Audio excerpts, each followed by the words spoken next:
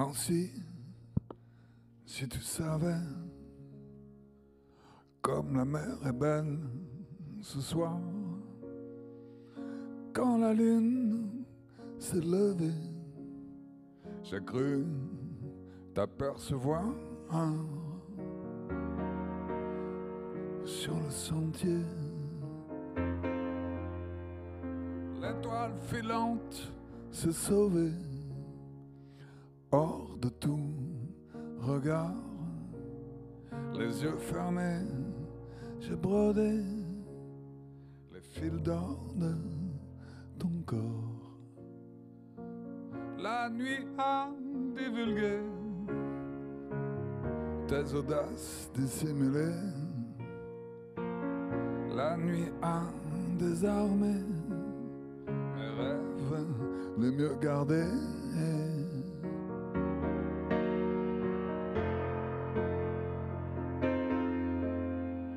Nancy, si tu savais comme la mer est belle ce soir, quand la lune s'est levée, j'ai cru t'apercevoir au loin danser.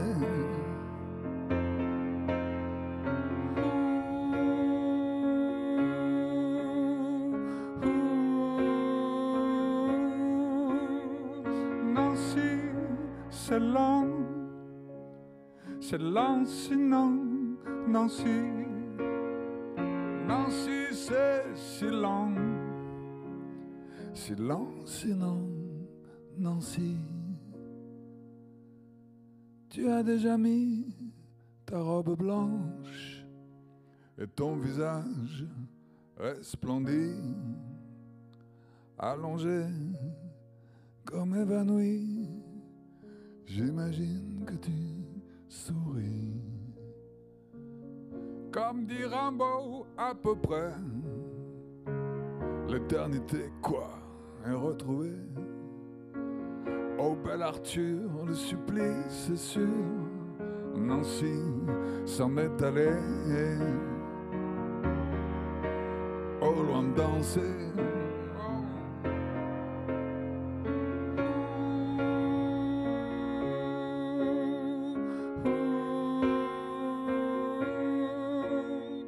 Nancy, c'est lent,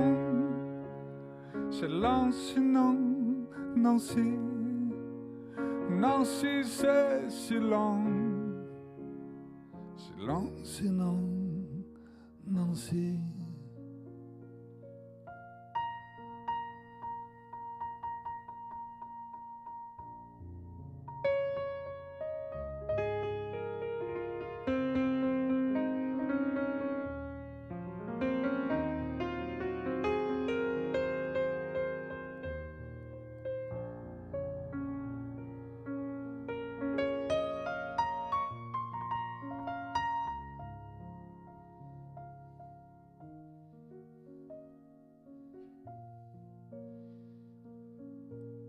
Elle est retrouvée.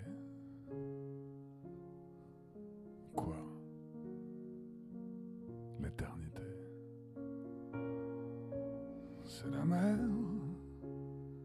Aller avec le soleil. Âme sentinelle. Murmurons l'aveu de la nuit si nulle et du jour en feu. Des humains suffrages, des communs élans, là tu te dégages et tu voles selon. Puisque de vous seul, braise de Satan, le devoir s'exhale sans qu'on dise enfin.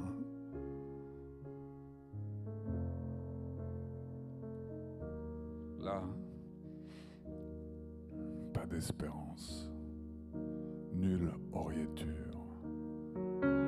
Science avec patience, le supplice est sûre. Elle est retrouvée. Quoi? L'éternité. C'est la mer. Allez. Avec le soleil.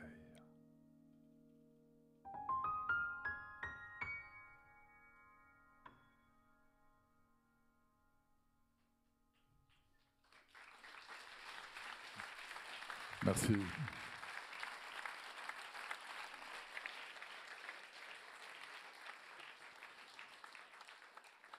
Merci, merci.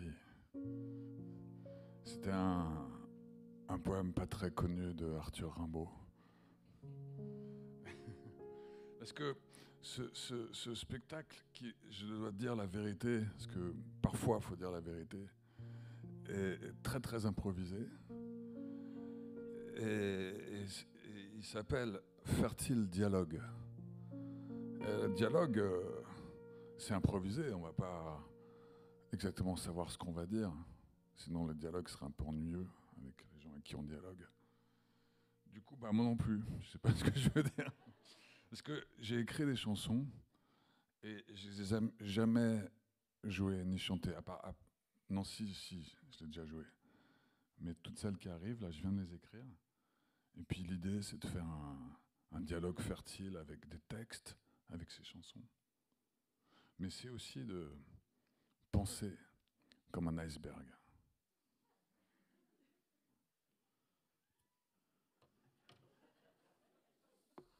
Et là, je ne fais pas spécialement référence à Margaret Thatcher. Margaret Thatcher qui est... Malheureusement, c'est vraiment très triste, les jeunes ne connaissent plus Margaret Thatcher. Pourtant, tout ce qu'elle a donné, quoi, tout ce qu'elle a fait. Les gens sont injustes, elle a comme détruit le système syndical anglais, c'est pas rien, quoi. C'est fort. Et ben les gens s'en foutent, ils y pensent plus, quoi. Ouais, mais un jour, il sera oublié aussi. Malgré tout ce qu'il fait pour nous, pour notre bien. Un jour, il sera totalement oublié, ouais. Inch'Allah, plus vite sera mieux. Non, mais Penser comme un iceberg, c'est un très beau livre, une collection. Parce que je dis ça parce que j'ai écrit une chanson qui s'appelle. Vous savez très bien comment elle s'appelle, cette chanson que personne n'a jamais entendue. Faites marcher votre intuition. Comment elle s'appelle? Pensez comme un iceberg, non. Iceberg, bah voilà, elle s'appelle Titanic.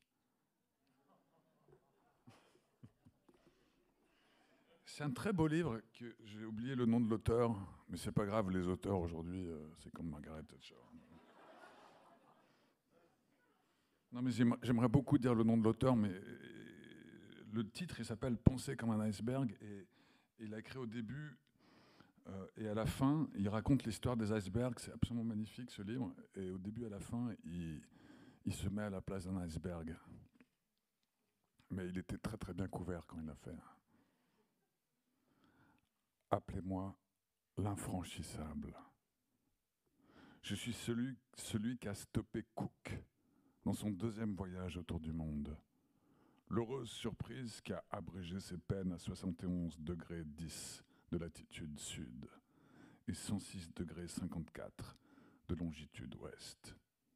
Je suis l'un des icebergs sur lesquels aurait buté la Résolution, un 3-mâts de 462 tonneaux, si la brume ne s'était pas dissipée. En ce jour du 30 janvier 1774, ils me virent dans tout mon volume, imposant et menaçant. Mes camarades du Groenland sont sveltes. Moi, je suis plat et massif. J'ai barré le passage sans leur donner l'espoir de me contourner. De toute façon, il n'y a que la glace derrière moi, une infinité dans laquelle ils se seraient perdus. Je les ai sauvés d'un destin funeste. Grâce à moi, Une époque entière a pensé que personne avant le capitaine n'était allé aussi loin vers le sud, qu'il était le seul, l'unique, le merveilleux à avoir réalisé cette prouesse. Que dire des pétrels des neiges qui se posent sur mes arêtes depuis des siècles? Je connais bien ces petits oiseaux blancs dont le bec et les pattes sont noirs. Ils sont attirés par les minuscules algues qui s'approchent à mes flancs immergés. Cook et ses marins sont restés à distance, à l'exception des fois où ils sont munis de pics et ont abordé des fragments d'iceberg dans des chaloupes. Ils ont grimpé dessus, les ont creusés et en ont extrait des blocs de glace qu'ils ont exposés sur le pont du grand navire au soleil pour les faire fondre et boire leur eau. Nous étions beaucoup plus que ce que leurs yeux fatigués pouvaient compter, non pas 97, mais des milliers, un champ de glace à perte de vue. Nous étions tout un peuple. Le capitaine James Cook et son équipage sont repartis depuis longtemps. L'infranchissable n'existe plus comme tous les icebergs qui formaient notre champ de glace jusqu'au continent. Je suis l'une de ces lointaines petites filles. Les disques du soleil sont tombés les uns après les autres de l'autre côté de l'horizon. Beaucoup de navires ont passé, d'autres marins sont venus. Ils ont habillé de toutes les couleurs et me scrutent comme des médecins. Ils ne s'agenouillent plus pour dompter leurs craintes. Ils mesurent mes volumes et devinent mes pensées avec une précision étonnante. J'ai l'impression d'être malade. Ils prennent soin de moi. Ils veulent savoir si je demeure le même depuis que j'ai quitté mon glacier ou si je deviens quelqu'un d'autre. Mon nom est étrange. Une lettre, un chiffre. B. 49. C'est un nom sans couleur, ni sonorité. Il claque dans l'air mais ne produit aucun écho. Je suis un point dans le carré d'une carte. On dessine ma trajectoire à l'intérieur d'une zone affichée sur un mur de bureau. Je me suis détaché il y a quelques mois avec fracas et déjà un peu de nostalgie. La pression de mon glacier était trop forte et les morsures de l'eau salée trop clusantes. J'ai suivi le mouvement général avec d'autres. Nous sommes versés dans l'océan comme de vieilles dames s'éloignant de leur tribu pour rendre l'âme loin des regards familiers. Je dérive dans la mer d'Amundsen. La neige, l'eau, le vent et les températures élevées en mer commencent à creuser mes formes. Je sens de la chaleur en moi, ma glace de surface a fondu et regelé tant de fois qu'elle a tassé mes anciens cristaux les uns sur les autres. Des nuances de bleu cobalt profond apparaissent. Je vois affluer des organismes de toutes sortes. Ils m'entourent en faisant bouillonner l'eau. Ils nagent dans les vagues qui battent mes côtes et diffusent une lumière fibreuse. La distance entre ma voile et ma quille va se réduire peu à peu, mais que se passe-t-il? Voilà que j'emprunte le vocabulaire des marins de Cook. Je ne suis pourtant pas un réservoir d'eau fraîche. Reverrai-je mon peuple?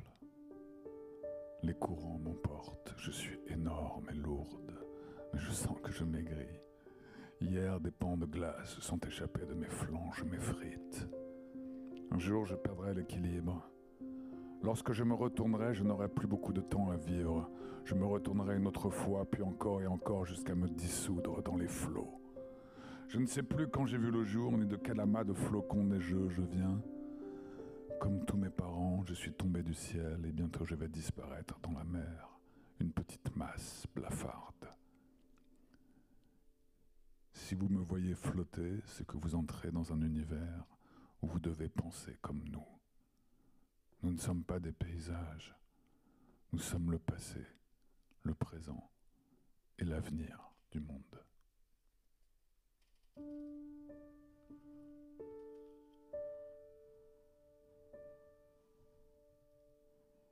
Je fais un peu comme si j'étais tout seul avec mon ordinateur dans mon studio. Ah ouais, non. Parce que c'est un spectacle qui est très laborieux. C'est la première fois que je fais un truc avec un ordinateur. Il faut que j'appuie sur des boutons et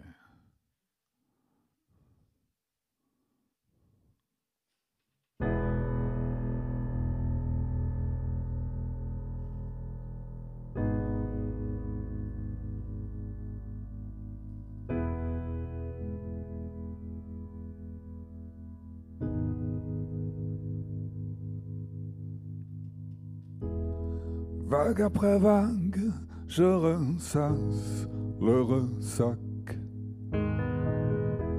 De plus en plus flou, flou allié, la ligne d'horizon.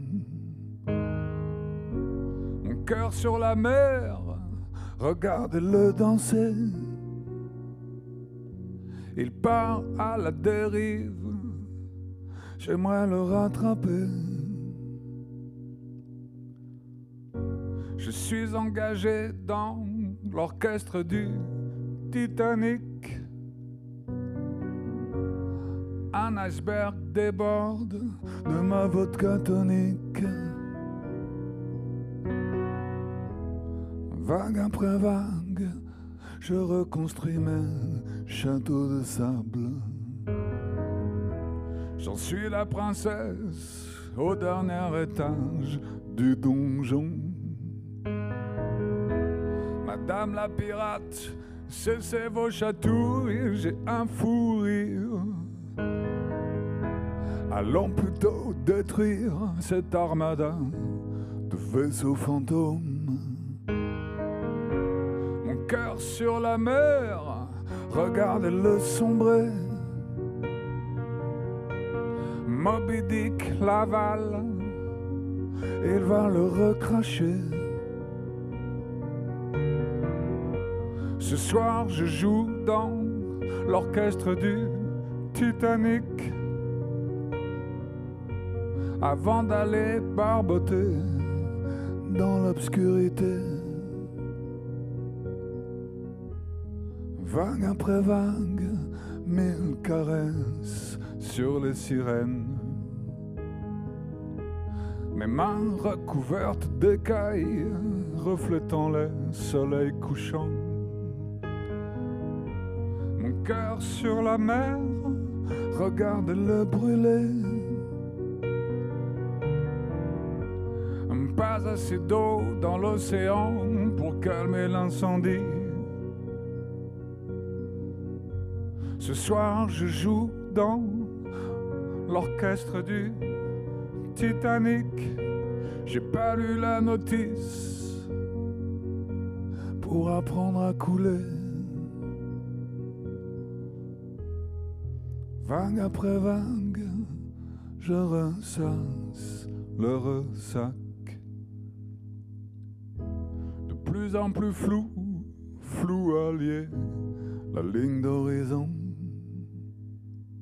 Mon cœur sur la mer, regardez-le danser.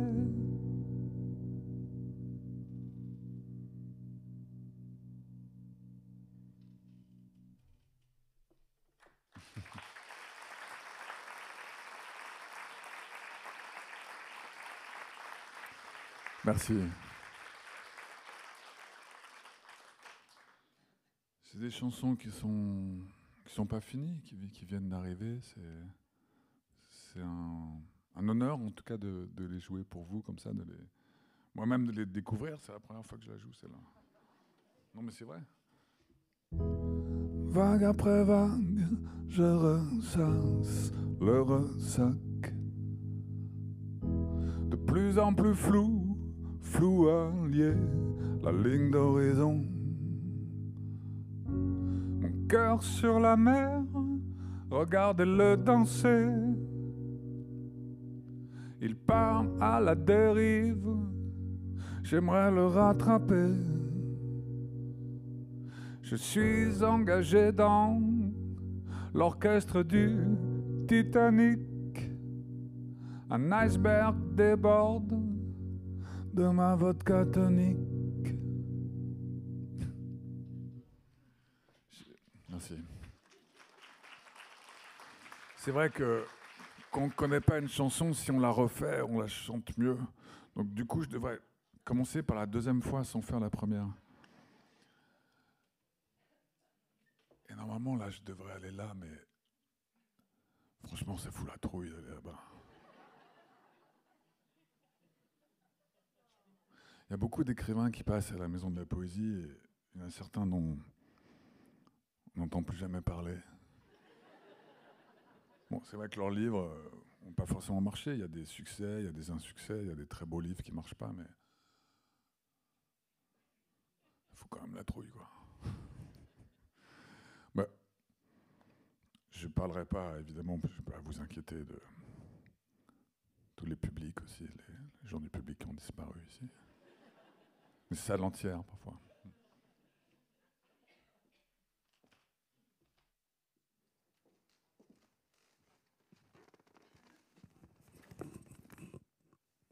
Comme vous êtes tous masqués, je vais faire lire un truc un peu fun qui va vous plaire, qui s'appelle 1984.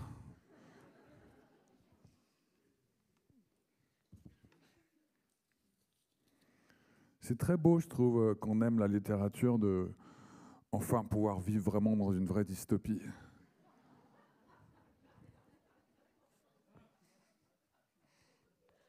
C'est que les prémices, mais c'est excitant, quoi.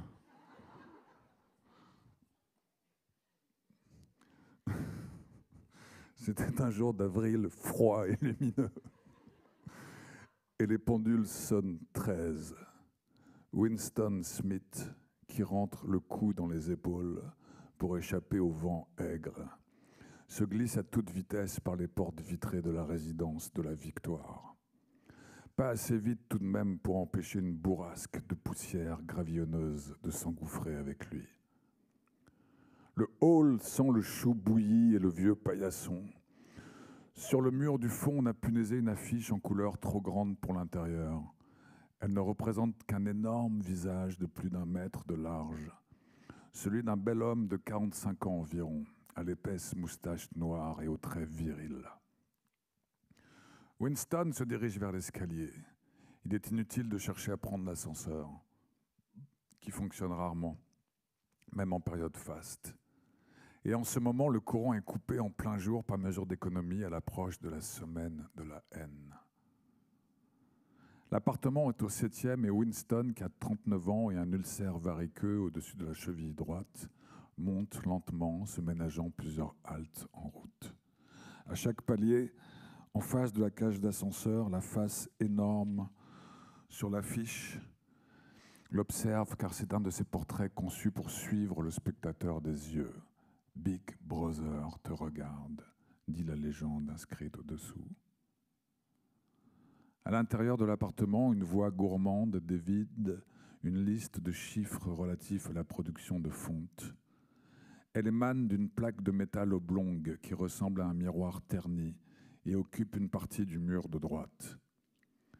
Winston tourne le bouton, la voix décroît sans que les mots cessent d'être intelligibles. On peut mettre en sourdine l'appareil, le télécran, c'est son nom, mais pas l'éteindre. Il s'approche de la fenêtre, petite silhouette frêle dont le bleu de travail du parti ne fait que souligner la maigreur. Il est d'un blond pâle, le visage naturellement sanguin, la peau irritée par le savon grossier, les lames de rasoir émoussées, le froid de l'hiver qui finit tout juste. Même fenêtre fermée, on sent qu'il fait froid dans le monde extérieur. En bas, dans la rue, des bouffées de vent font tourbillonner la poussière et les lambeaux de papier. Malgré le soleil éclatant et le ciel d'un bleu dur, on dirait que toute couleur s'est retirée, sauf celle des affiches placardées partout. À tous les coins de rue, le visage et la moustache noire avec sa vision sur plomb. Il y en a sur l'immeuble d'en face. Big Brother te regarde, dit la légende, et les yeux sombres plongent dans ceux de Winston. Au niveau de la rue, une autre affiche, dont un coin est déchiré, claque irrégulièrement au vent, couvrant et découvrant ainsi le seul mot, So-Siang. Dans le lointain, un hélicoptère descend entre les toits. Il reste un instant en vol stationnaire, grosse mouche bleue qui repart comme une fusée sur sa trajectoire courbe. C'est une patrouille de police qui vient mettre son nez aux fenêtres. Mais les patrouilles, ce n'est pas grave. La grande affaire, c'est la manteau-police. Dans le dos de Winston, le télécran continue ses vocalises sur les chiffres de la fonte et le dépassement des objectifs du 9e plan triennal. L'appareil est tout à la fois émetteur et récepteur. Et le moindre son émis par Winston, à l'exception du chuchotement le plus étouffé, est enregistré. En outre, tant qu'il reste dans le champ de la plaque de métal, il est visible en même temps qu'audible. Il n'y a bien entendu pas moyen de savoir s'il en est observé à tel ou tel moment, à quelle fréquence et selon quel système la mentopolice se branche sur un individu donné relève de la spéculation. Il n'est pas exclu qu'elle surveille tout le monde tout le temps. Une chose est sûre, elle peut se connecter sur chacun quand bon lui semble. Il faut donc vivre, et ainsi vit-on, l'habitude devenant une seconde nature, avec le présupposé que le moindre bruit sera surpris et le moindre geste, sauf dans le noir, scruté.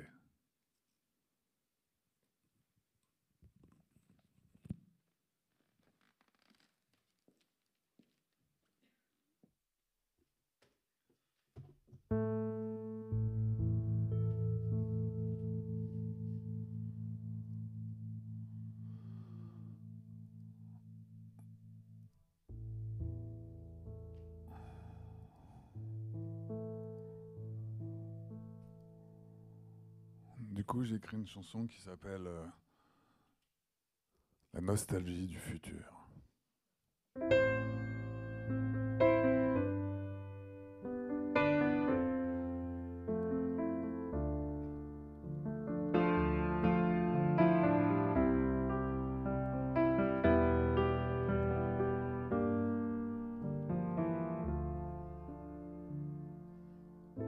J'ai la nostalgie du futur, quand tout était beau, tout était pur. Les enfants s'envoleront dans d'immenses vaisseaux transparents. À l'aube, vers l'azur, pour glisser le long de la stratosphère. J'ai la nostalgie du futur, quand tout était beau, tout était pur. Tout le jour, nous ferons l'amour, rien qu'en se frôlant délicatement. Nous connaîtrons la félicité,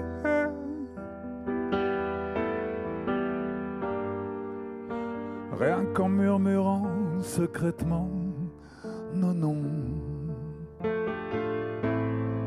J'ai la nostalgie du futur,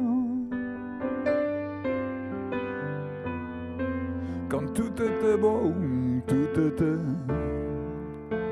pur. Dans les forêts resplendissantes, au cœur des cités labyrinthiques, les promeneurs s'égareront au gré de leurs délices, de leur fantaisie. J'ai la nostalgie du futur, quand tout était beau, tout était pur.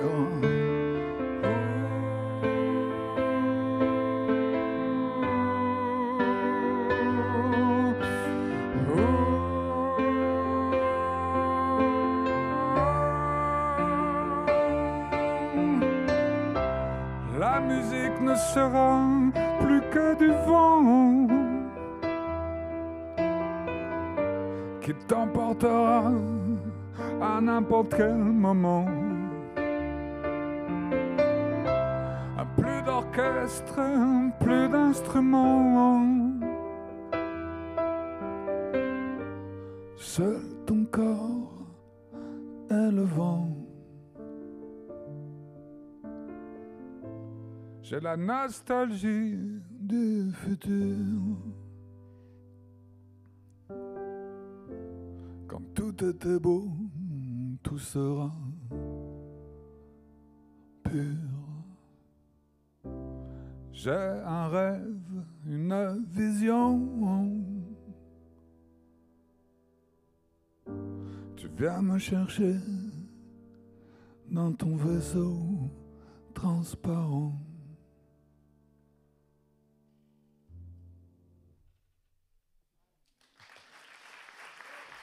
Merci.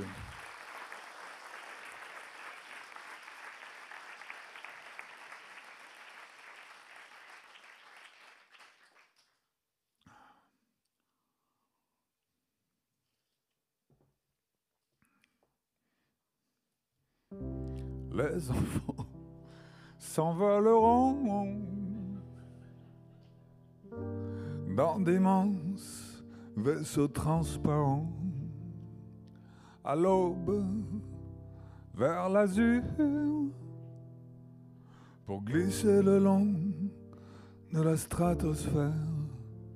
Bon, c'est plus sympa que 1984, mais sûrement moins réaliste. Donc après, je vais faire... J'ai beaucoup conduit sur l'autoroute cet été. Et j'aime pas spécialement les autoroutes en général. Enfin, disons que l'autoroute, quand tu roules sur l'autoroute, tu passes très vite, quoi. Donc t'es bien, t'écoutes la radio, de la musique. Par contre, c'est vrai, il faut avouer que à côté de l'autoroute, c'est pas terrible. L'autoroute a vraiment détruit un pays, mais bon, c'est pas... C'était inventé par les fascistes italiens. Comme les CRS, c'était inventé par Pétain.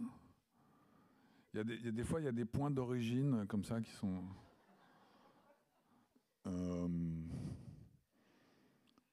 qui demandent une espèce d'amélioration avec le temps.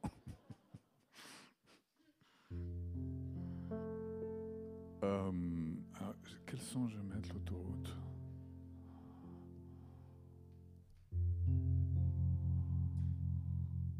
Ouais. Ah oui, puis après j'ai Gaston Miron. Miron, voilà. Hop, je vais prendre mon petit papier que j'avais mis pour... je le pose là. Voilà. Merci. Ah oui, il faut les paroles. Ce que je les connais pas par cœur, vu que je viens de les écrire en plus en trance hypnotique, alors...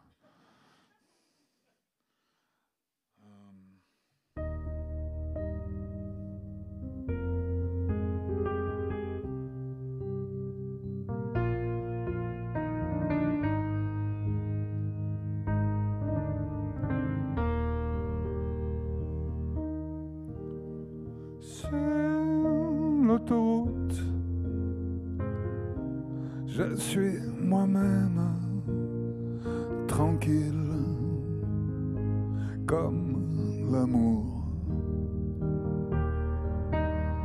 Sur l'autoroute, sans effort je traverse la vie, n'est qu'un rêve.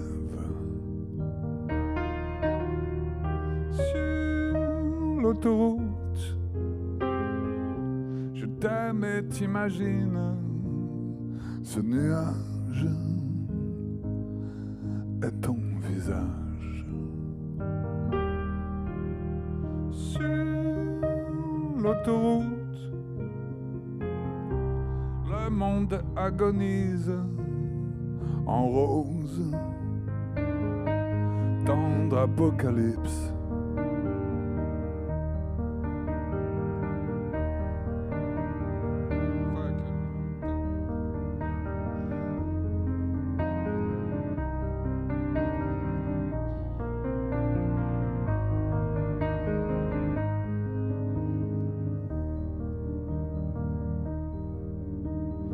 Sur l'autoroute, je guette les dernières lueurs.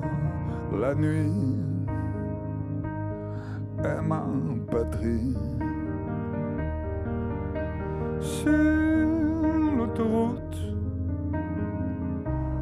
plus de souvenirs, seule la vitesse, le voyage.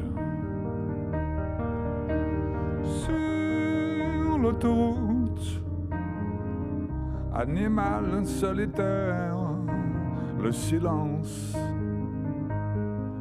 est mon repère. Sur l'autoroute.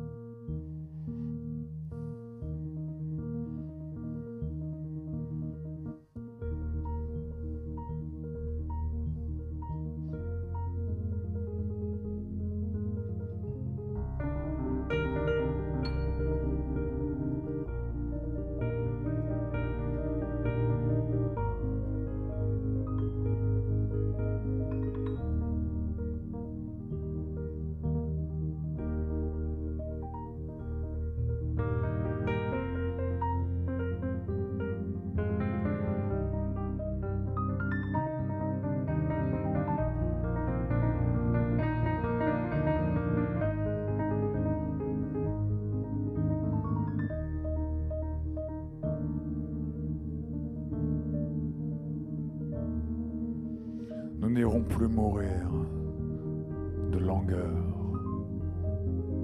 À des miles de distance, dans nos rêves bourrasques. Des filets de sang dans la soif craquelée de nos lèvres. Les épaules baignées de vols de mouettes. Non. J'irai te chercher, nous vivrons sur la terre. La détresse n'est pas incurable, qui fait de moi une épave de dérision, un ballon d'indécence. Un pitre aux larmes d'étincelles et de lésions profondes frappe l'air et le feu de mes soifs. Coule-moi dans tes mains de ciel de soie. La tête la première pour ne plus revenir, si ce n'est pour remonter debout à ton flanc. Nouveau venu de l'amour du monde.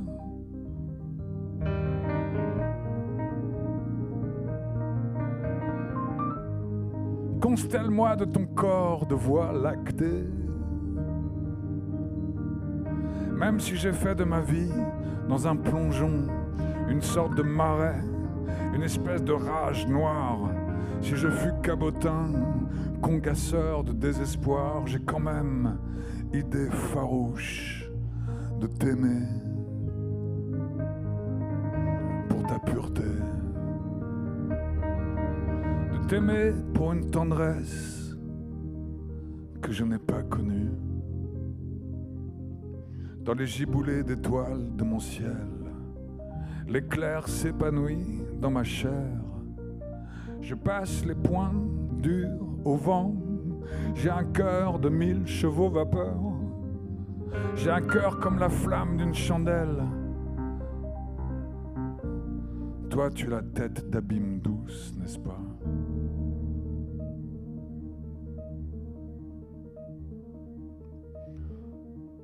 La nuit de saule dans tes cheveux, un visage enneigé de hasard et de fruits, un regard entretenu de sources cachées, et 1000 chants d'insectes dans tes veines, et 1000 pluies de pétales dans tes caresses.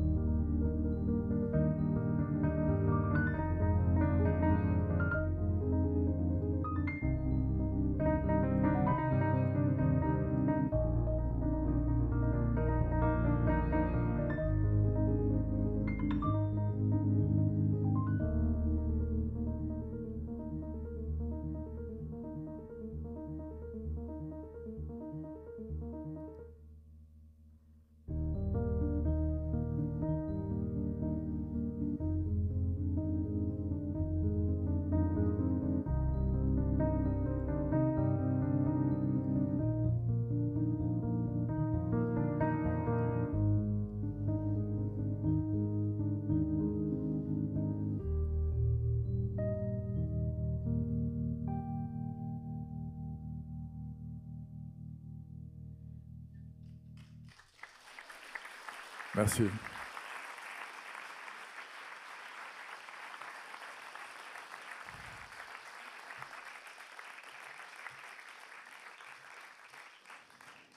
C'était un texte de Gaston Miron, l'homme rapaillé.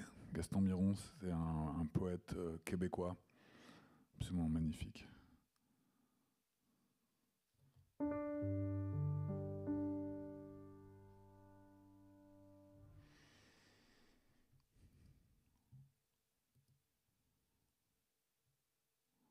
J'ai créé une chanson que j'ai appelée La vie.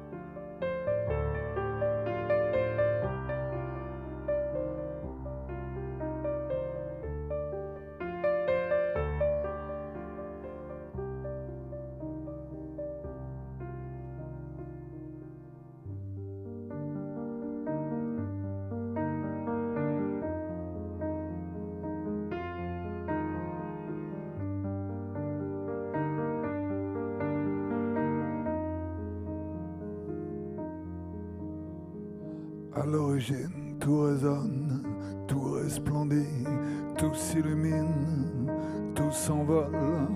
Un arbre, un océan, un orage, un enfant, tout croît, tout grandit dans l'éternel printemps.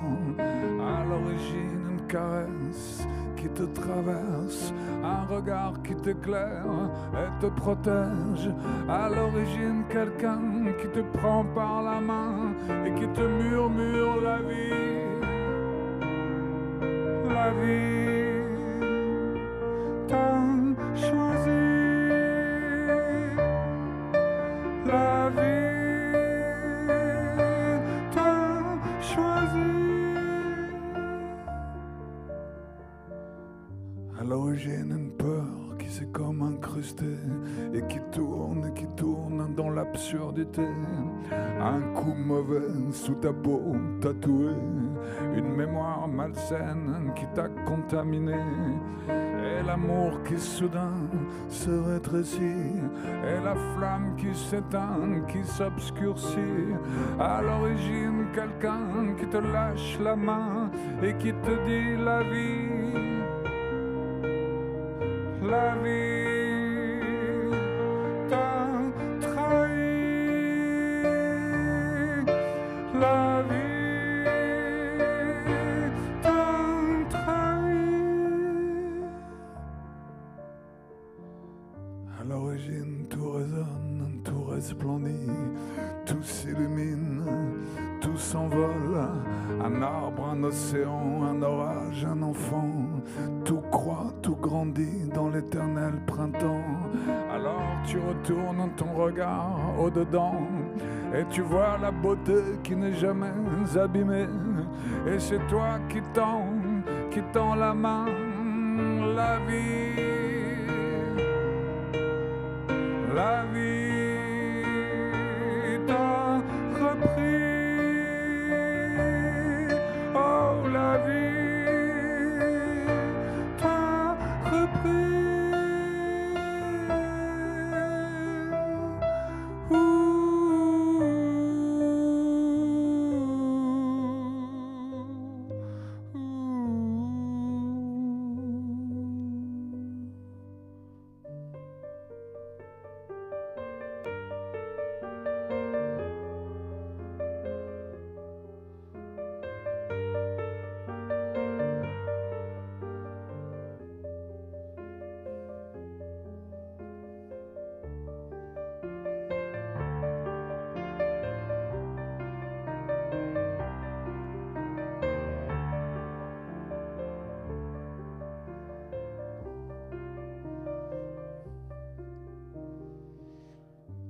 Piège infâme qui se referme, qui te coince, te contrôle jusqu'à la nausée, ce cauchemar glacé qui te surveille. Tu l'envoies valser et tu te rappelles qu'à l'origine une caresse te traverse, qu'un regard t'éclaire et te protège, qu'à l'origine quelqu'un te prend par la main et te murmure la vie. La vie t'a guéri. Oh, la vie t'a guéri. Oh,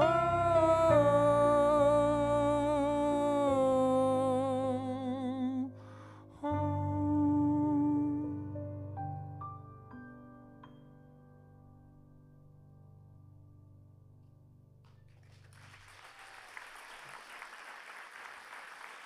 Merci.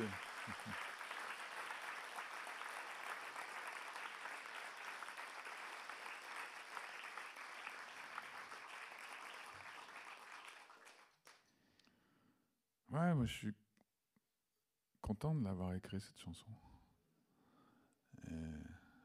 Mais elle n'est pas finie encore, mais elle est finie aussi.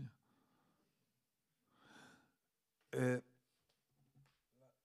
il y a Alessandro Jodorowsky qui a écrit un livre sur le tarot et il a étudié les arcanes majeures, puis à un moment il fait parler les cartes et par rapport à la vie, comment elle peut être parfois limitée, emprisonnée, réduite, au lieu d'être ouverte, d'être accessible, de pouvoir circuler, d'être libre. Il parle d'une carte qui s'appelle le mat. Le mat, c'est le type qui est en voyage avec son baluchon là, et c'est la carte qui n'a pas de numéro. Et pour lui, ça représente l'énergie originelle sans limite, la liberté totale, la folie, le désordre, le chaos, encore la poussée créatrice fondamentale.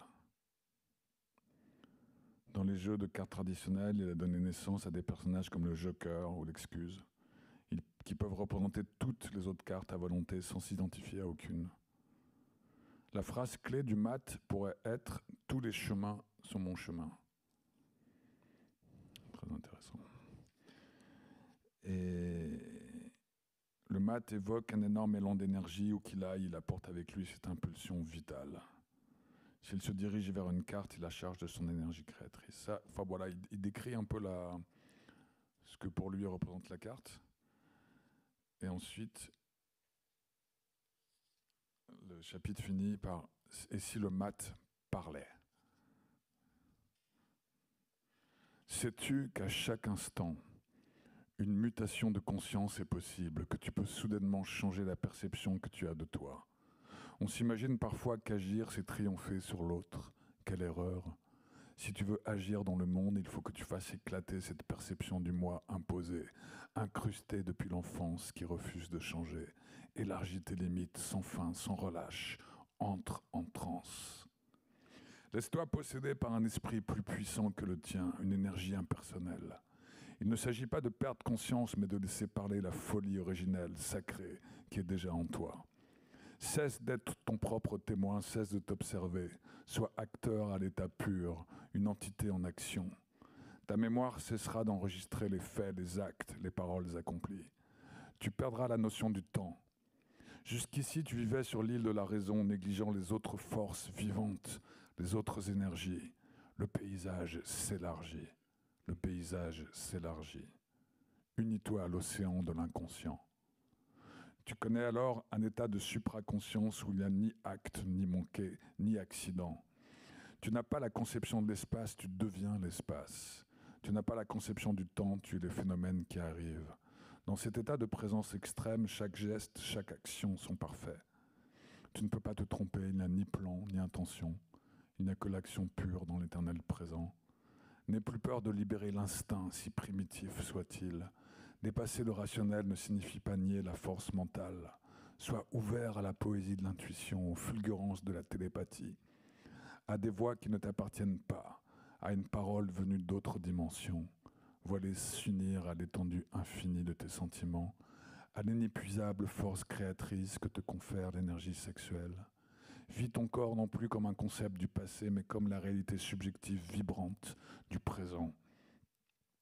Tu verras que ton corps cesse d'être commandé par les conceptions rationnelles et se laisse mouvoir par des forces qui appartiennent à d'autres dimensions, par la totalité de la réalité. Un animal en cage a des mouvements comparables à la perception rationnelle. Le mouvement en liberté d'un animal dans la forêt est comparable à la transe. L'animal en cage doit être nourri à heure fixe. Le rationnel doit recevoir pour agir des mots. L'animal sauvage se nourrit lui-même et ne se trompe jamais de nourriture. L'être en transe n'agit pas mu parce qu'il a appris, mais parce qu'il est.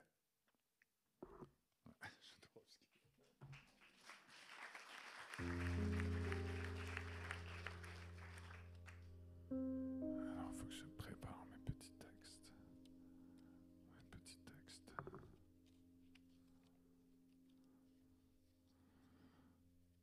Voilà, j'avais mis un petit marque-page avec paquet que je vais poser ici délicatement. Voilà. Et là, je vais changer mes petits sons de piano. Il faut changer les petits sons de piano. Je vais changer le son de piano. C'est quoi la vie sur ma peau?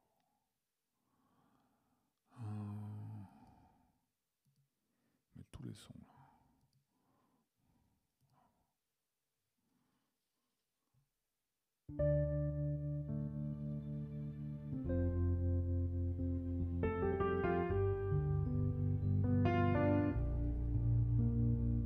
J'enlève les cordes.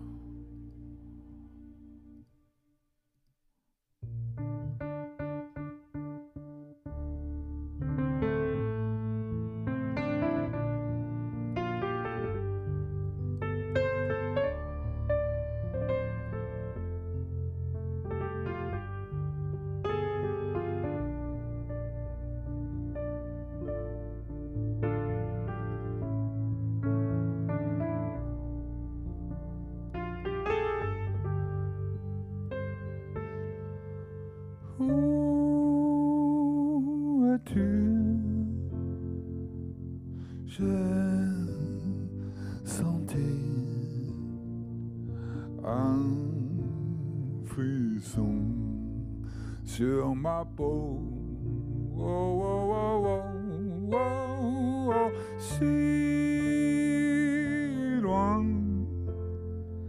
si proche, ce frisson sur ma peau. Oh, oh, oh, oh, oh,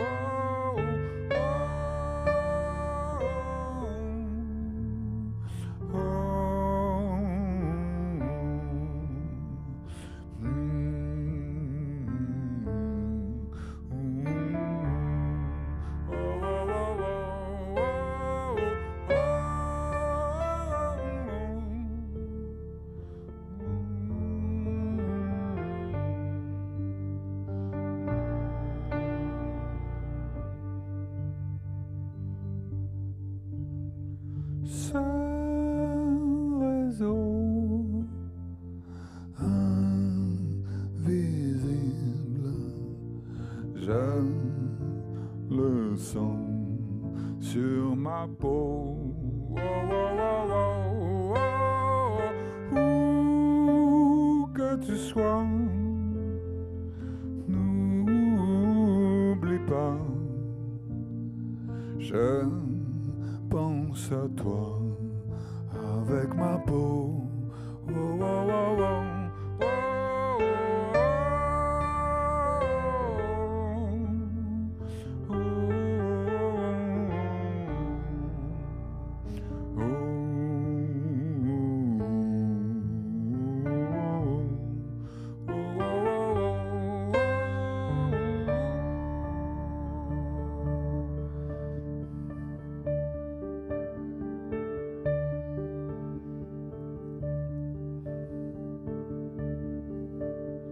Je te flore, je te faune, je te peau, je te portes et de fenêtres. Tu m'osses, tu m'océans, tu m'audaces, tu me météorites, je te clé d'or, je t'extraordinaire, tu me paroxysme, me paradoxe, je te clavecin, tu me silencieusement, tu me miroir, je te montre, tu me mirage, tu m'oasis, tu m'oiseau, tu m'insectes, tu me cataractes.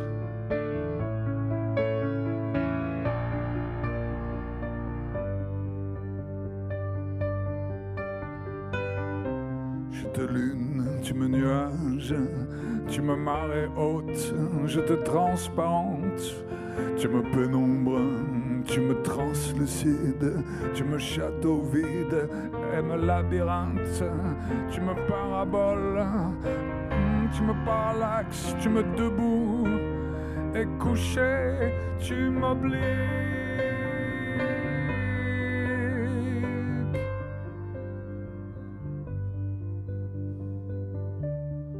Nous pulvérisables, nous scandaleusement jour et nuit. Nous aujourd'hui même, tu me tangentes, je te concentrique.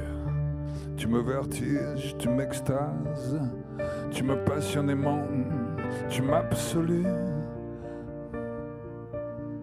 Je t'absente, tu m'absurde. Je t'équinoxe, je te poète, tu me danses, je te particulier, tu me perpendiculaire et sous-pente, tu me visible, tu me silhouette, tu m'infiniment, tu m'indivisible. Oh, tu m'ironies, je te fragile, tu m'ardente, je te phonétiquement, tu me hiéroglyphe, tu m'espaces, tu me cascades, je te cascade à mon tour, mais toi, tu me fluides, oh, tu me fluides, oh, tu me fluides, tu m'étoiles filante, tu me volcanique.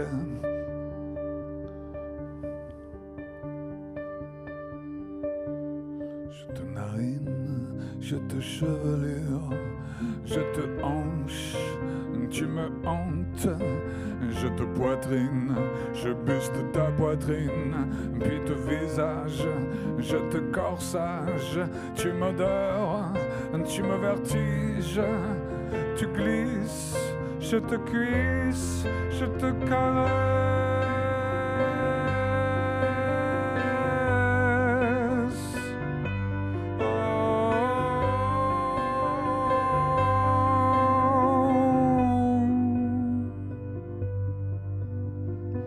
Je te frissonne, tu m'enjambes, tu m'insupportable, je t'amazone, je te gorge, je te ventre, je te jupe, je te jartelle, je te bats, je te bac, oui je te bac, pour clavecin, sein et flûte.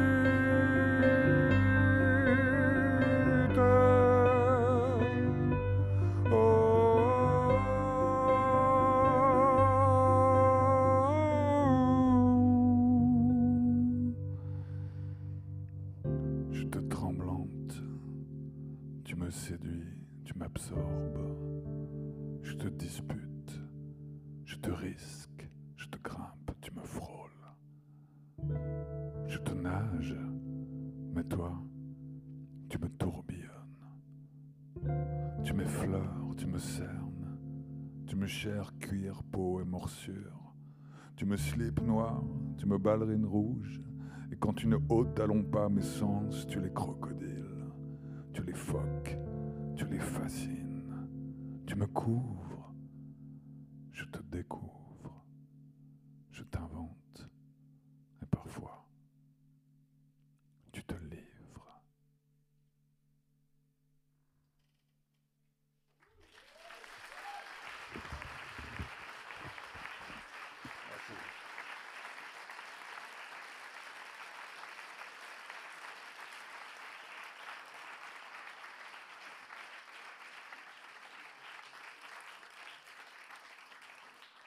Je suis vraiment très fier d'avoir pu faire découvrir ce texte à pas mal de gens.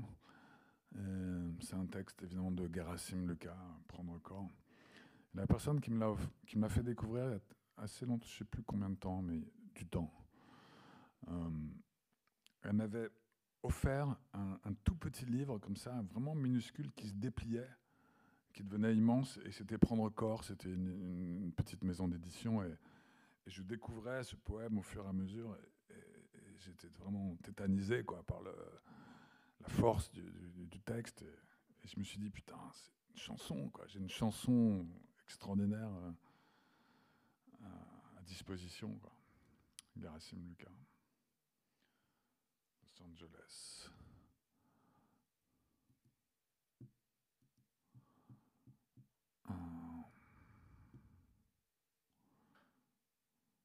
Apollinaire. C'est beaucoup d'organisation, ce spectacle. C'est passé, normalement, les grands peintres, ils ont au moins une dizaine d'assistants.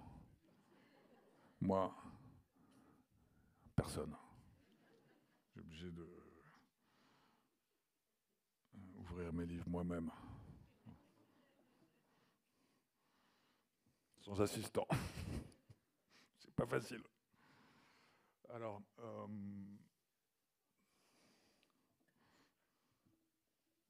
je peux regarder aussi mon ordinateur, comme des fois, parce que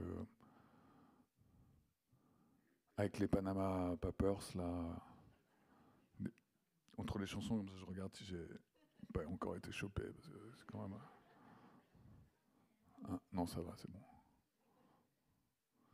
Parce que 15 millions d'euros, c'est quand même pas rien. Hein. Ça fait beaucoup d'assistants. Tourner les pages. Mais vous inquiétez pas, je serai jamais pris. Parce que la première phrase, enfin le premier mot que j'ai écrit quand j'étais petit, on a tous écrit un premier mot, et ben moi, c'était Zorro. C'est pour ça que, même si j'ai pas 15 millions d'euros, je serai jamais pris.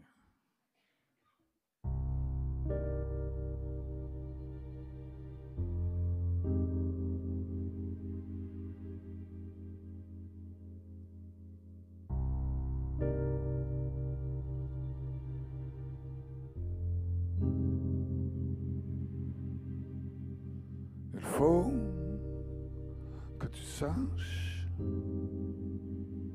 qu'à Los Angeles se cache une fille aux yeux dorés. Il faut que tu le saches. Elle m'a tout expliqué. Comment elle s'est enfuie, quitté Tijuana jusqu'à L.A. Oh, elle m'a dit, ne pleure pas, ne pleure pas. De l'océan, les vents chasse la pluie, la pluie. Oh, elle m'a dit, pas un mot, pas un bruit, avant que la pluie cesse, que le soleil apparaisse, que le soleil apparaisse.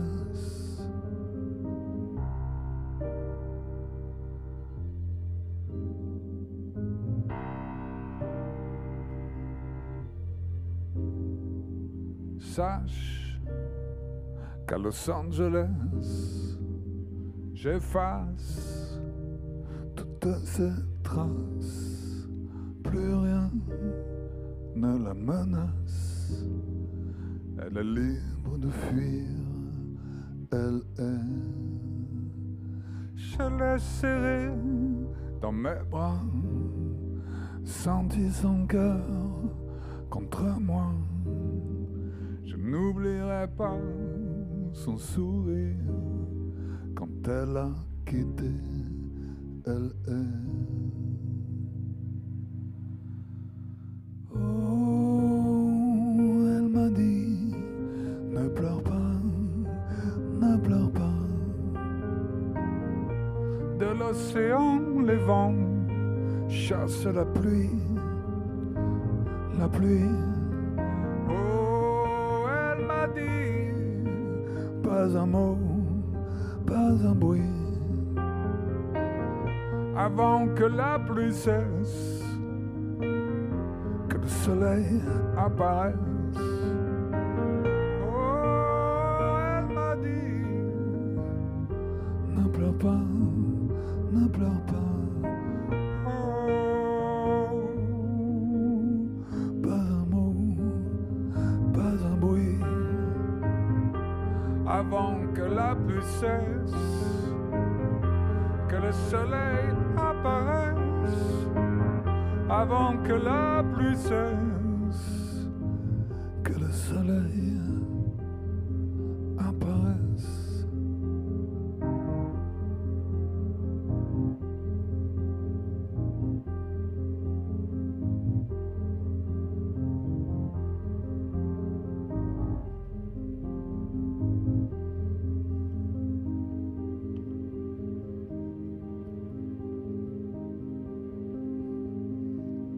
Mon cœur, j'ai regardé longtemps ce soir devant l'écluse, l'étoile au loup qui fait mon désespoir mais qui m'amuse.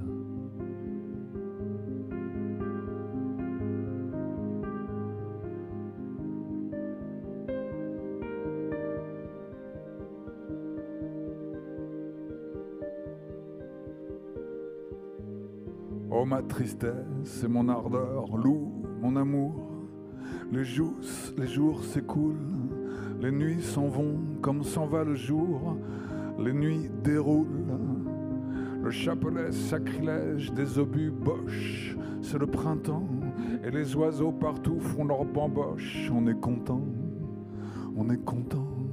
au bord de la rivière, dans la forêt. On est content, la mort règne sur terre, mais l'on est prêt. On est content, la mort règne sur terre, mais on est prêt. On est prêt à mourir pour que tu vives dans le bonheur. Les obus ont brûlé les fleurs lascives. Et cette fleur qui poussait dans mon cœur et que l'on nomme le souvenir, il reste bien de la fleur son fantôme. C'est le désir. Il ne vient que la nuit quand je sommeille. Vienne le jour et la forêt dort sans soleil comme l'amour. Les nuages s'en vont courir les mondes. Quand irons-nous courir aussi tous les deux, les grèves blondes?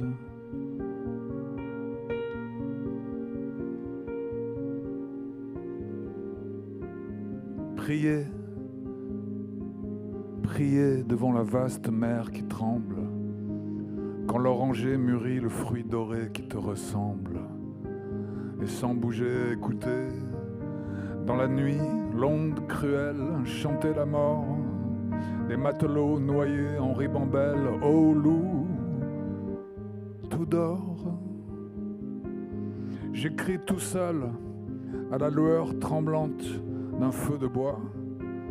De temps en temps, un obus se lamente, et quelquefois, c'est le galop d'un cavalier qui passe sur le chemin. Parfois, le cri sinistre de la gasse monte. Ma main dans la nuit trace avec peine ces lignes. Adieu, mon cœur. Je trace aussi mystiquement les signes du grand bonheur. Ouais. Oh, mon amour mystique, au loup, la vie nous donnera la délectation inassouvie. On connaîtra un amour qui sera l'amour unique. Adieu mon cœur, je vois briller cette étoile mystique dont la couleur est de tes yeux, la couleur ambiguë. J'ai ton regard et j'en ressens une blessure aiguë. Adieu, c'est tard.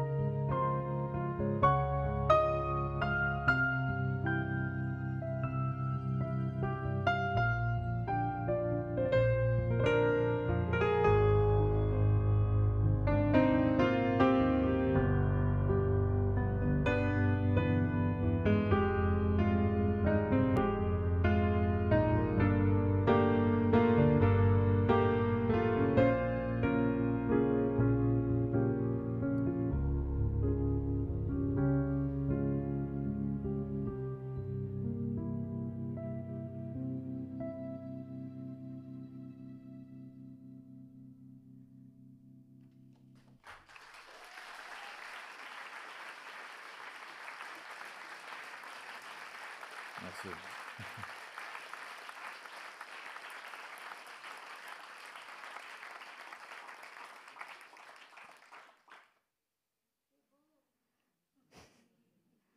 C'est Guillaume, Apollinaire. Au moins que la guerre de 14 a servi à quelque chose, quoi.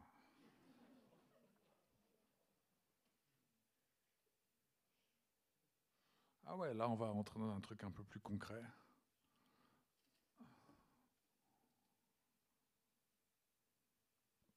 Le seul problème, c'est qu'il faut...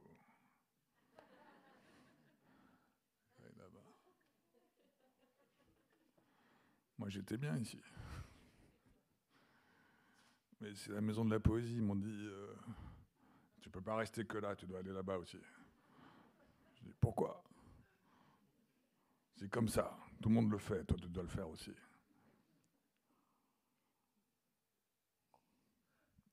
Ils sont durs, mais ils sont justes. Ils ont raison. Mais on en bave. Pas trop quand même. En général, ils sont plutôt très très géniaux. Bon bah je vais y aller. Parce que le... Ouais, c'est ça. C'est-à-dire que par exemple, la poésie, on oublie le temps. Le temps n'existe plus, Apollinaire, Gerasim Lucas. Mais le temps file. Il faut vraiment que j'y aille, quoi. Parce que sinon, le spectacle peut pas continuer. Et puis je suis là. Là, mon programme est d'aller là-bas, quoi. Donc si j'y vais pas, tout le monde attend, ça bloque tout le monde, quoi. Tout le monde dit putain. Et après, les gens ont des babysitters, les gens doivent remplir des fiches ils doivent vérifier leur attestation parce que ça va revenir, il faudra re-signer des attestations de sortie, mais juste comme ça pour le plaisir, pour pas perdre la main. On l'a fait, c'était super. Et puis là, bon, ça sert plus à rien, mais on va quand même. Ça sera pas vérifié, mais il faut remplir une fiche d'attestation pour qu'on sort de chez soi. Je trouve ça normal. Bon, allez.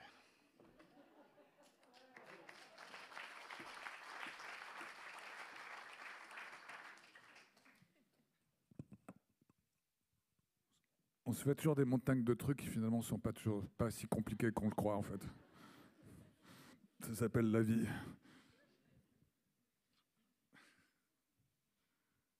Je suis même pas disparu en plus.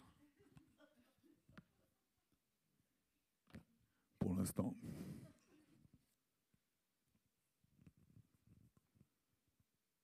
Le coup de gong, marquant le début du 6e round, retentit et les deux hommes avancèrent l'un vers l'autre, le corps ruisselant. Ponta parcourut les 2/3 de la distance à travers le ring, tant il était motivé pour attaquer son homme avant qu'il fût complètement remis. Mais Joe avait récupéré. Non seulement son énergie était retrouvée, mais il en avait à revendre. Il bloqua plusieurs coups vicieux et à son tour en asséna un qui fit vaciller Ponta. Il fut tenté d'en tirer parti, mais s'abstint intelligemment de le faire, se contentant de bloquer et de protéger du tourbillon de coups que le sien avait déchaîné. Le combat se déroulait comme à son début. Joe se protégeait et Ponta fonçait. Pourtant, celui-ci n'était jamais à l'aise. Ça n'allait pas comme il le voulait. Il sentait que n'importe quand, au détour d'une de ses féroces attaques, son adversaire risquait de riposter et de l'atteindre. Joe, quant à lui, ménageait ses forces. Il frappait un seul coup quand Ponta en frappait 10, mais il manquait rarement sa cible. Ponta avait beau le submerger d'attaques, il ne pouvait rien faire de Joe, lequel avait des assauts de tigre toujours imprévisibles, forçant le respect. Il domptait la férocité de Ponta. Celui-ci ne pouvait plus désormais laisser libre cours à cet instinct de destruction qui avait jusque-là marqué ses efforts. Mais la face du combat changeait, comme le public le nota immédiatement. Même Geneviève s'en aperçut au début du 9e round. Joe prenait l'offensive. C'était lui qui, dans les corps à corps, abattait son poing dans le creux des reins de son adversaire. Il le fit une première fois de toutes ses forces, puis il recommença à chaque accrochage. Pendant les dégagements, il commença à expédier à Ponta des uppercuts dans l'estomac, des crochets à la mâchoire ou des directs sur la bouche. Et au premier signe de la venue d'une tornade, Joe sautillait lestement de côté et esquivait. 2 rounds passèrent ainsi, puis un 3e, et la force de Ponta, bien que déclinant manifestement, ne diminuait pas vite. La tâche de Joe consistait à miner cette force, pas seulement avec un coup, ni même avec 10, mais coup après coup, sans relâche, jusqu'à l'expulsion définitive de cette énorme force, hors de cet énorme corps. Ponta n'avait plus de répit. Joe le suivait pas à pas, son pied gauche avançait avec un tap caractéristique sur la toile tendue du sol. Puis venait un vrai bond de félin, des coups fulgurants suivis d'un rapide saut en arrière, après quoi son pied gauche reprenait son tapement en avant. Ponta faiblissait peu à peu. Pour le public, l'affaire était dans le sac. « Bravo, Joe !» hurlaient affectueusement les gens admiratifs. « C'est une honte que tu sois payé pour ça, Ponta !» se moquait-il. « Pourquoi tu le bouffes pas, hein? Vas-y, bouffe-le !» Lors des pauses d'1 minute, les soigneurs de Ponta travaillaient sur lui comme jamais ils ne l'avaient fait auparavant. Leur confiance sereine en son extraordinaire vitalité était ébranlée. Geneviève observait leur effort nerveux, tout en prêtant l'oreille aux soigneurs, au visage blême qui mettait Joe en garde. « Prends ton temps, disait-il, tu le tiens, mais tu dois prendre ton temps, je l'ai vu se battre. Il a toujours un coup en vache pour la fin du combat. Je l'ai vu KO sonner, foutu, vraiment sonner, s'est relevé, il a continué à frapper quand même. Mike Sullivan le tenait, il a mis à terre comme il a voulu. 6 fois dans... » On était en train d'arroser Ponta. Le gong retentit à l'instant précis où l'un de ses soigneurs lui renversait une nouvelle bouteille sur la tête. Durant tous les rounds précédents, Geneviève n'avait encore vu le visage du guerrier de Joe, celui qu'il avait montré le matin même dans le grand magasin. Parfois, son visage avait été plutôt enfantin, et à d'autres moments, alors qu'il se faisait violemment malmener, il avait été gris et glacial. Et encore plus tard, alors qu'il luttait de toutes ses forces en se lançant dans les corps à corps, il avait pris une expression mélancolique. Et voilà que le masque de combattant revenait au moment même où, hors de danger, il menait la danse. Elle le vit et frissonna. Quel fossé cela creusait entre eux. Elle qui croyait le connaître, qui pensait qu'il lui mangeait dans la main. C'était si nouveau pour elle, Ce visage d'acier, cette bouche d'acier, ces yeux d'acier qui étincelaient de la lueur et de l'éclat de l'acier. Cette face lui évoquait les traits impassibles de l'ange exterminateur où se peint pour toute expression la seule volonté de la providence.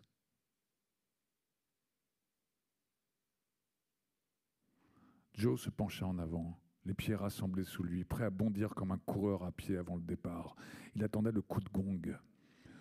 Quand celui-ci retentit, il s'élança à travers le ring et tomba sur Ponta qui se levait de son tabouret encore entouré de ses soigneurs. Et là, au milieu de ses aides, il le descendit d'un direct du droit. Au moment où il se relevait du désordre des seaux, des tabourets et des soigneurs, Joe l'expédia au tapis. Une troisième fois même, il y retourna sans avoir pu s'échapper de son coin. Joe était enfin devenu la tornade. Geneviève se souvint de ces mots. « Tu n'auras qu'à regarder. Tu sauras quand j'irai le chercher. » Le public le savait aussi. La foule était debout. Des poitrines montaient à une seule clameur féroce. Elle poussait son cri pour la curer. Geneviève se dit que c'était à cela que devaient ressembler les hurlements des loups en chasse. Alors, malgré toute la confiance qu'elle avait en la victoire de son amoureux, elle trouva quand même dans son cœur un petit recoin pour s'apitoyer sur Ponta. Celui-ci luttait en vain pour se défendre, pour parer les coups, pour se protéger, pour esquiver et pour combattre corps à corps afin d'obtenir quelques instants de répit. Mais ces instants lui étaient refusés. Il était acculé dans les coins, balancé contre les cordes où il rebondissait. Un autre coup l'y envoyait encore, il battait l'air de ses bras et faisait pleuvoir des coups sauvages dans le vide. Il n'y avait plus rien d'humain en lui, il était la bête incarnée, rugissante, enragée et condamnée. Enfin, il fut mis à genoux par les coups, mais refusa de se rendre, se redressant juste pour recevoir un coup violent sur la bouche et être envoyé dans les cordes.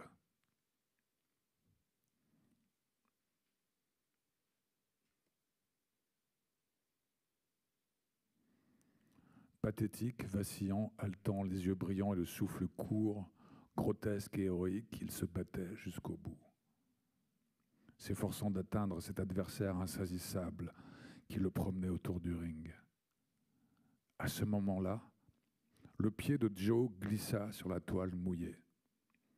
Les yeux vifs de Ponta le virent et reconnurent l'occasion favorable. Toutes les forces émoussées de son corps se rassemblèrent pour asséner, vif comme l'éclair, le coup inespéré. Au moment même où Joe glissait, l'autre le frappa violemment à la pointe du menton. Joe bascula en arrière. Geneviève vit ses muscles se détendre alors qu'il était encore en l'air, et elle entendit le bruit sourd de sa tête sur la toile du sol. Les cris de la foule moururent brusquement. L'arbitre se pencha sur le corps inerte et compta les secondes. Ponta chancela et tomba à genoux. Il se releva péniblement, oscillant d'avant en arrière et balayant la salle de son regard haineux. Ses jambes tremblaient et se dérobaient sous lui. Il était choqué, sanglotait et luttait pour reprendre son souffle.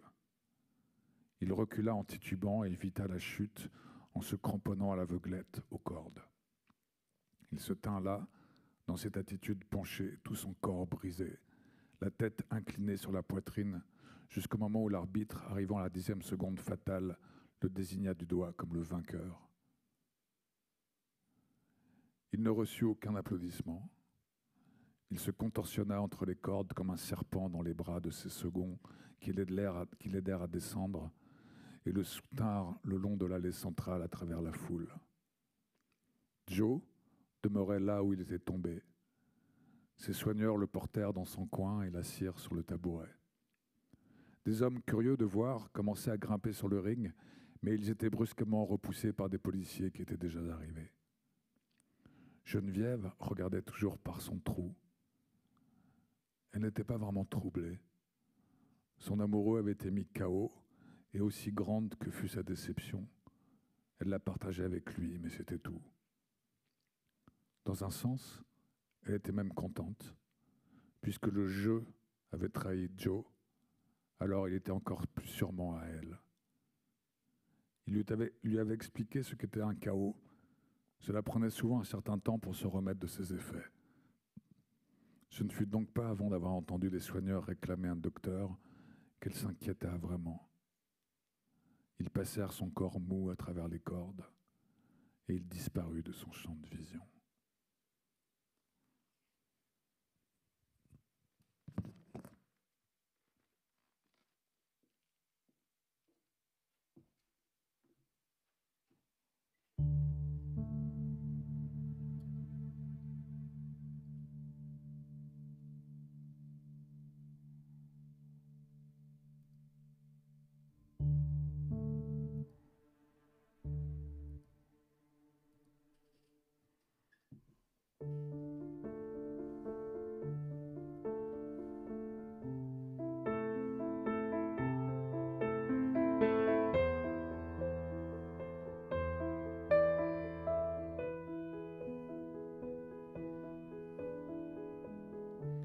Regardez-la danser quand elle s'approche du ring.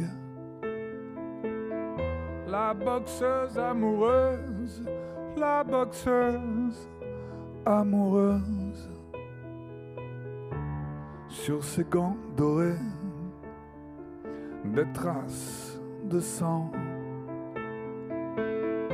de larmes et de sueur et de sang. Et de sang. Elle esquive les coups. La boxeuse amoureuse.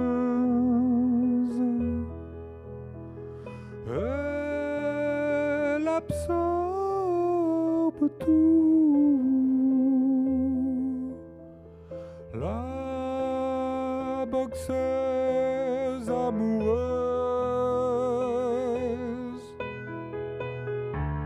Boum boum, les uppercuts percutent son visage. Mais jamais elle ne cesse de danser, de danser. Tomber, ce n'est rien, puisqu'elle se relève. Un sourire sur les lèvres, un sourire sur les lèvres. Elle esquive les coups.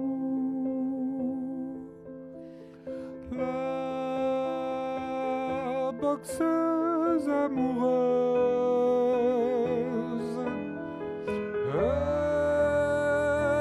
Elle absorbe tout. La boxeuse amoureuse.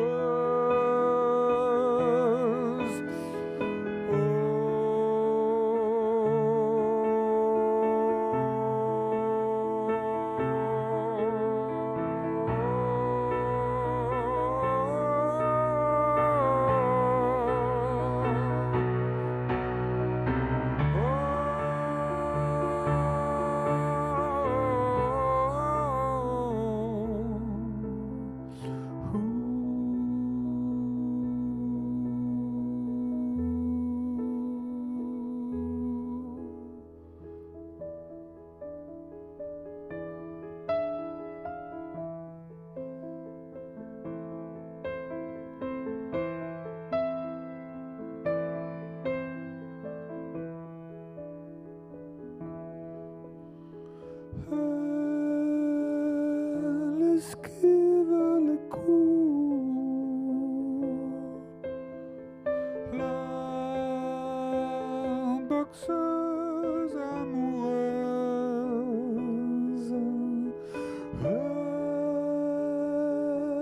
Elle absorbe tout. La boxeuse amoureuse.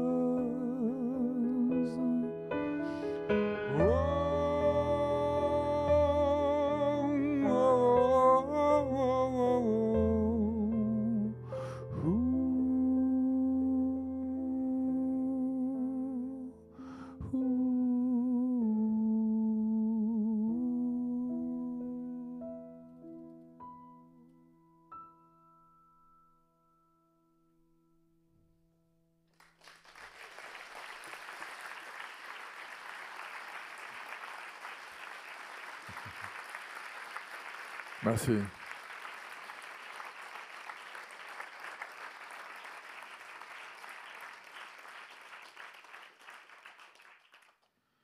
En fait, il y a quelque temps, on avait joué pour la première fois ici aussi La Boxeuse Amoureuse quand j'avais composé avec Nicolas Ropac. On avait fait les premières et les gens, on avait demandé à la fin, est-ce que vous voulez qu'on refasse une chanson? Ils avaient dit La Boxeuse, La Boxeuse, La Boxeuse. Et on avait dit non. Si on l'avait refait. Je vais vous faire une dernière chanson et après j'aurai une petite surprise. Ouais.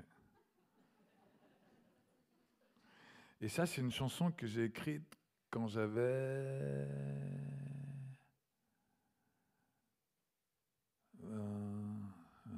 24 ans.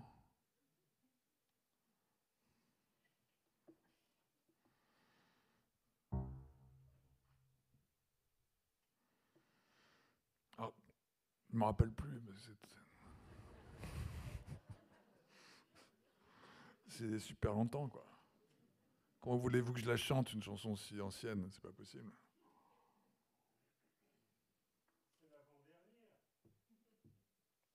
En quelque sorte.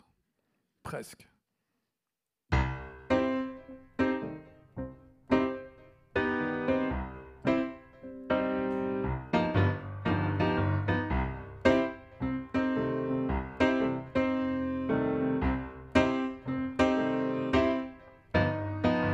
J'aime quand tu te réveilles la nuit pour me chanter des idioties comme Oh, Rasputin, oh, Marilyn, oh, Monsieur Plume, oh, Monsieur Plume, faites-moi monter sur la lune.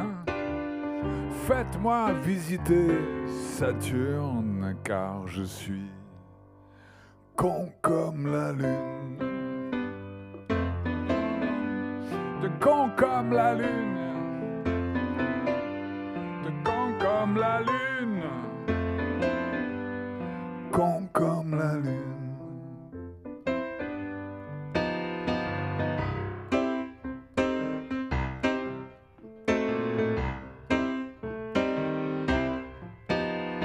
J'aime quand sur un ton naturel, tu invoques des esprits informels comme Oh, Mao Tse-tung, oh, cruel King Kong, oh, révérend Moon. Faites-moi perdre mon amertume, ouais. Faites-moi embrasser une jolie brune, car je suis con comme la...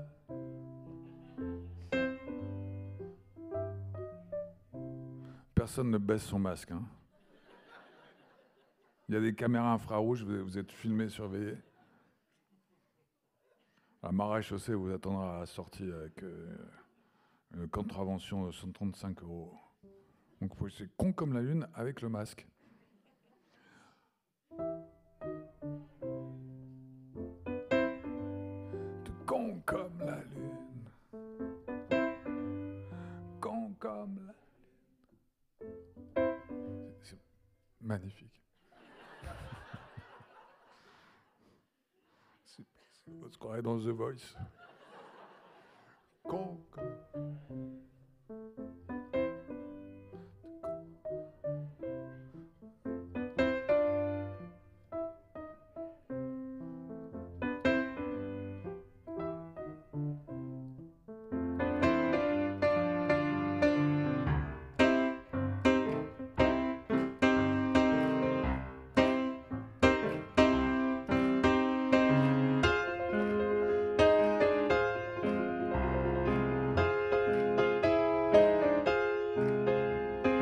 Oh, little big man, oh, roi du Congo, oh, grand Superman. Faites-moi à manger toute la vie. Faites-moi boire du bon whisky tous ensemble, car je suis con comme la lune. Plus fort, plus fort. Con comme la lune. Oh, oh, oh, oh. Con comme la lune. Con comme la lune.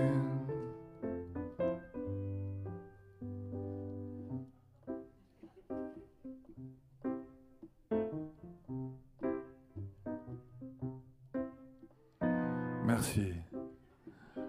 Merci. Merci pour l'ivresse, l'amour, le désir, etc. Ouais. Merci. Merci pour l'humiliation, les blessures, les tristesses, etc. Merci d'avoir léché les pétales d'une fleur de chair. Merci pour avoir léché les contours d'une vieille plaque rouillée. Merci. D'avoir escaladé des barbelés, les mains couvertes de sang, pour choir dans le jardin interdit.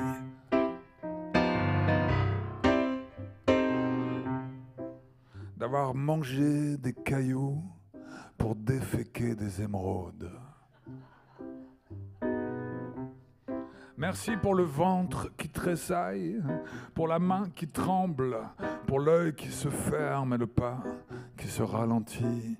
Merci pour les secousses d'un cœur en latex, le cœur amoureux qui implose au ralenti. Oh merci, merci pour l'oiseau empoisonné qui crève sur le rebord d'une gouttière et pour le chat de riche qui somnole à l'ombre d'un palais de cristal. Merci pour l'unique jambe de l'unijambiste, pour l'œil étincelant du cyclope. Merci pour le rire clandestin, plus assassin que la Troisième Guerre mondiale. Merci pour mots, images, sons, chansons, merveilles de peintures invisibles qui tracent dans l'air les esquisses fugaces de la joie insaisissable. Les esquisses fugaces de la joie insaisissable. Merci pour avoir chuté dans l'escalier et s'être relevé telle ballerine miraculeuse. Ouais. Merci pour tous les êtres qui, après m'avoir enduit de goudron parfumé, ont déversé tonneaux de plumes d'or sur mon squelette de chair.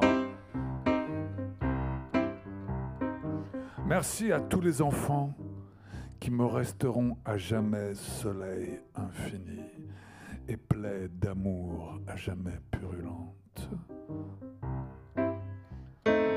Merci à la femelle sensible qui déborde d'une plénitude irréelle. Merci, merci encore, enfin. Merci pour tout, quoi. Et surtout, merci de m'avoir accompagné ce soir dans ce petit laboratoire secret, ce dialogue fertile. Merci à Axel au son, à Patrice à la lumière, à Guillaume, à Olivier Chenonçon, à toute l'équipe merveilleuse de la Maison de la Poésie. Merci, merci.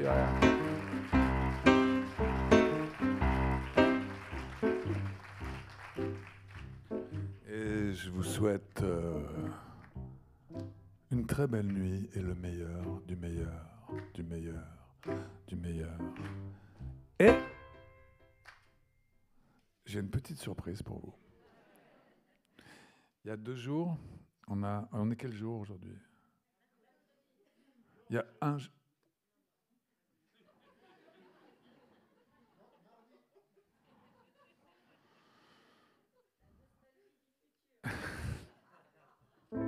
J'ai la nostalgie du futur. Quand tout était beau, tout était pur. Les enfants s'envoleront dans d'immenses vaisseaux transparents. Enfin, un jour, il y a vraiment pas longtemps, genre pas beaucoup d'heures, pas genre 172 heures, genre entre 24, 48, pas de moins de 72 heures, quel que soit le jour. Et bien à ce moment-là,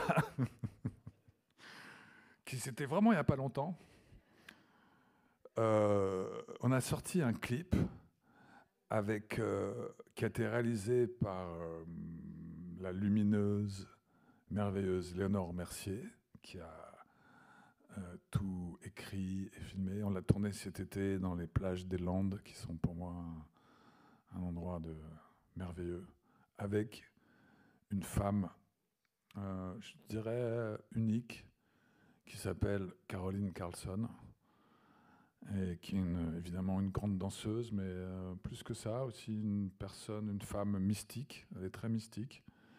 C'est-à-dire que sa mysticité lui permet de voyager dans les dimensions, dans les temps. Je l'ai bien observé pendant le tournage. Des fois, elle ressemble à vraiment une femme âgée. Elle avait mal au genou. Une vieille femme. Des fois, elle ressemblait à une vieille sorcière. Parfois. Parfois, elle ressemblait à une femme mûre. Parfois, elle ressemblait à une jeune fille, vraiment juvénile. Parfois, elle ressemblait à une petite fille. Vraiment, elle se balade librement dans toutes ces époques-là, en fait.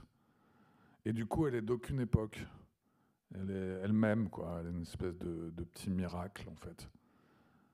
Et on était très, très heureux de l'inviter. Elle a accepté parce que c'est quelqu'un qui fonctionne énormément à l'intuition. Donc évidemment, elle a tellement développé son intuition. Enfin, on sent pour tout de suite, c'est oui, c'est non. Elle le sent, elle fonce.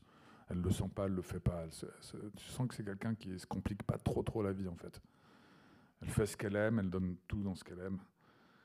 Et on a eu voilà, la chance extraordinaire de pouvoir la filmer. Léonore a eu la chance de pouvoir la filmer. Et puis voilà, c'est ce que je voulais partager avec vous. On va vous présenter ce clip qui est sorti il y a entre 72 heures, mais moins que 72 heures. Mais peut-être plus de 24 heures. Enfin, je pourrais... Ouais, voilà, un truc comme ça. Mais hier, c'est vachement abstrait en même temps. Mais hier, elle a retrouvé quoi? L'éternité. C'est la mer allée avec le soleil. On peut dire que c'est quasiment hier qu'il a écrit ça, Arthur Rimbaud. En même temps, ça fait longtemps qu'il a écrit. Donc, tu vois, hier, c'est pas un clip, par exemple, qui a été tourné au 19e siècle. Et je vous remercie beaucoup de votre attention et d'avoir voilà, partagé avec moi ces nouvelles chansons. Merci. 1 milliard de merci. Beaucoup. Merci.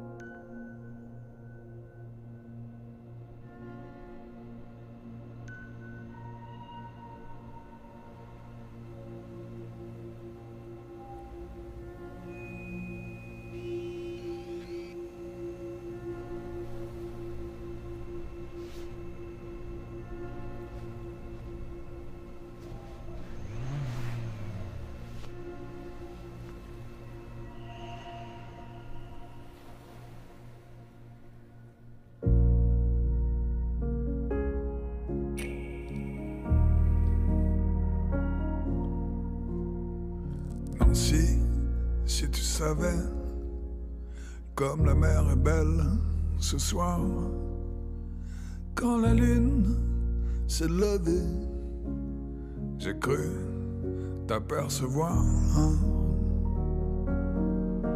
sur le sentier. L'étoile filante s'est sauvée hors de tout regard. Les yeux fermés, j'ai brodé les fils d'or de ton corps. La nuit a divulgué tes audaces dissimulées. La nuit a désarmé mes rêves les mieux gardés.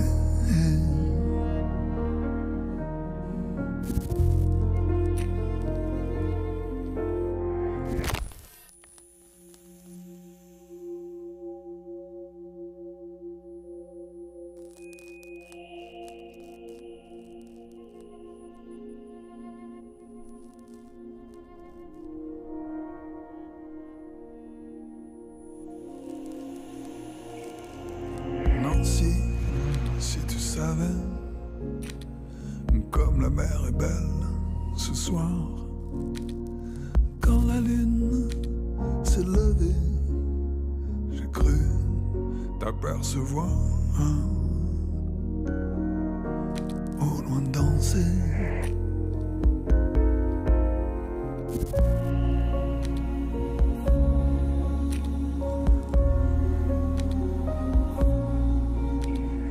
Nancy, c'est lent, sinon, Nancy, Nancy, c'est lent, sinon, Nancy, tu as déjà mis ta robe blanche et ton visage resplendit, allongé comme évanoui. J'imagine que tu souris. Comme dit Rimbaud, à peu près, l'éternité quoi est retrouvée. Oh bel Arthur, le supplice c'est sûr, Nancy s'en est allée. Au loin danser.